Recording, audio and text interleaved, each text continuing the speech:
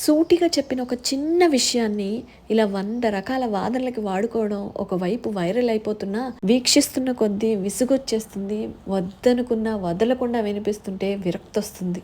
వీళ్ళెందుకు తగులుకున్నారు మధ్యలో అని అనిపించుకునేలా వాళ్ళ విలువలను తగ్గించుకుంటూ కొంతమంది, వీడొక్కడే తక్కువయ్యాడింకా అని అనిపించేలా వేస్ట్ మాట్లాడుతూ కొంతమంది, వీళ్ళందరినీ మించి వీడిని నరికేయాలసలా అనే అంత విపరీతమైన కోపం తెప్పించేట్టు వెకిలి మాట్లాడుతూ వెర్రితనంతో విర్రవీగిపోతున్న వీఐపీలు మరికొంతమంది.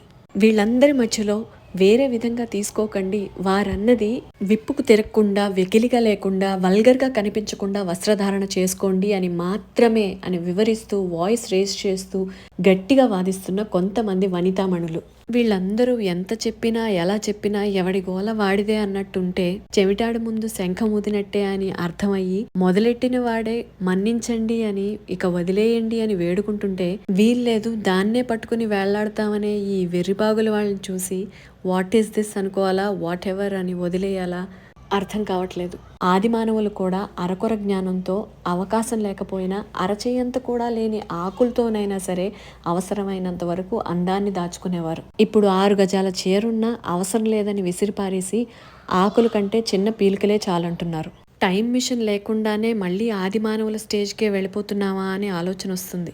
ఎందుకంటే ఒక పదాన్ని పాటగా పాడితే హిట్టు, మాటగా చెప్తే షిట్టు అనుకునే మనతో పోలిస్తే ఆ ఆది మానవులే కాస్తంత తెలివైన వాళ్ళేమో.